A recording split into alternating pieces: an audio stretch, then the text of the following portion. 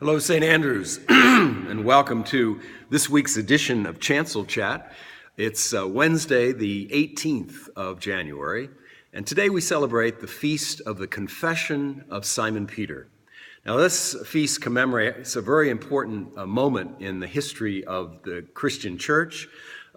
Jesus and the apostles are on retreat at Caesarea Philippi, and Jesus asks a very important question. He says, "Who do you say that I am?" And Simon Peter responds by saying, "You are the Christ, you're the anointed one, the Messiah, the one that all Israel has been waiting for generations." And in making that confession of faith, he was the first human being to identify publicly that Jesus was, in fact, the Messiah. So each year on the 18th of January, we celebrate this great moment in the history of our faith. And it also marks the beginning of the week of prayer for Christian unity. And that week will continue until next Wednesday when we celebrate the conversion of the Apostle Paul. So these two pillars of the Christian faith, Simon Peter and the Apostle Paul, are kind of like bookmarks at the beginning and the end of the week of prayer for Christian unity. And of course, we continue to pray for the unity of the church. Even though we're a very diverse church, different expressions of the faith, the effectiveness of the church's witness in the world really depends on us being one. And as Jesus prayed in his high priestly prayer in John chapter 17, that we might be one even as he and God the Father were one, so that the world might believe that he is the Messiah. So today we celebrate the feast of the Confession of St. Peter. Looking ahead to tomorrow night, we're going to have our monthly meeting of the Worship and Liturgy Committee. Now, this meeting was originally scheduled for last Thursday, but it had to be canceled at the last minute.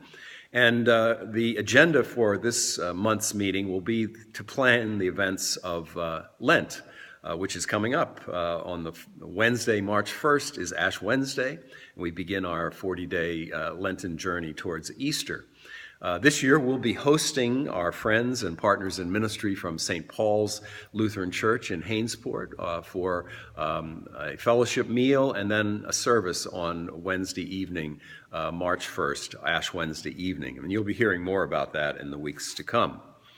And then looking ahead to this weekend, Saturday morning, our monthly men's breakfast at the Route 38 Diner. Now, please note the starting time is a little different. We moved it from 7:30 in the morning to 8 o'clock to try to make it a little more accessible to more men of the parish. So the men's group will meet at 8 o'clock at the Route 38 Diner this Saturday morning. I'll be taking our confirmation class to Philadelphia on Saturday. We'll be preparing and serving a meal at the St. Francis Inn, which is a Franciscan ministry to the homeless people in the Kensington section of Philadelphia, one of the poorest neighborhoods in the country, really. So we'll be taking the young people, preparing the meal, serving the meal, and then cleaning up at the end of the meal. So it'll be a great experience for our young people in our confirmation program this year. Then Saturday evening, of course, our 5 p.m. service.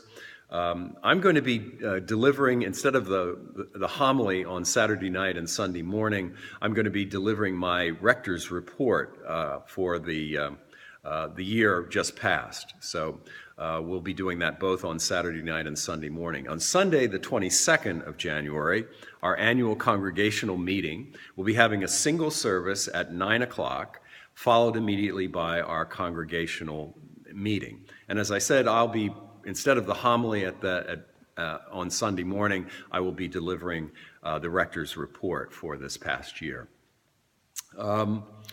So those are some upcoming events. One final event on the 29th of January, the last Sunday of January, at 5 o'clock, Susan and I will be hosting an orientation meeting for our pilgrimage to the Holy Land in late January of 2018, 1 year from now.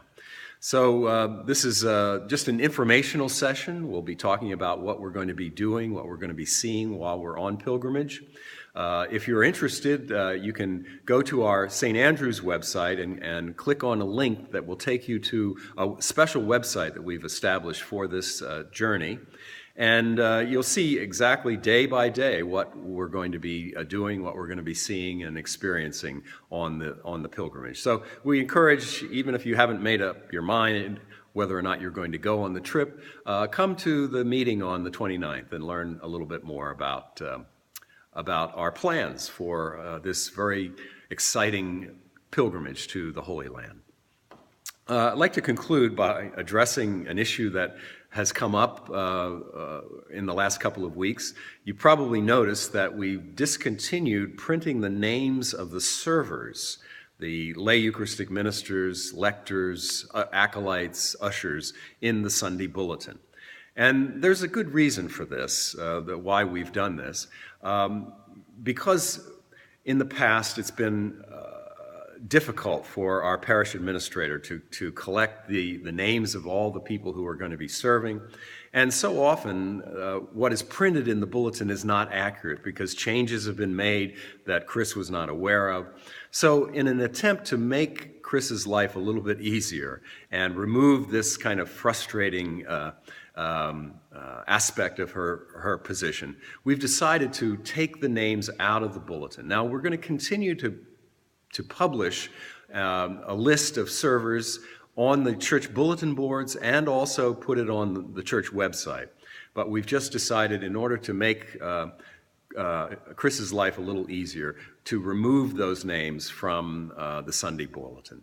So if you have any questions about this decision, please talk to me about it. I'll try my best to explain the rationale behind this, but this is the decision that we've made, and we're going to continue to publish the names of the servers on the bulletin boards and in the website, but not on the Sunday morning bulletin. So that's all I have for this week. I hope to see all of you at our annual congregational meeting on Sunday. This is one of the most important events of the year for us here at St. Andrew's, and we'll look forward to seeing you on Sunday. So we'll talk again next week. Have a wonderful week. God bless you.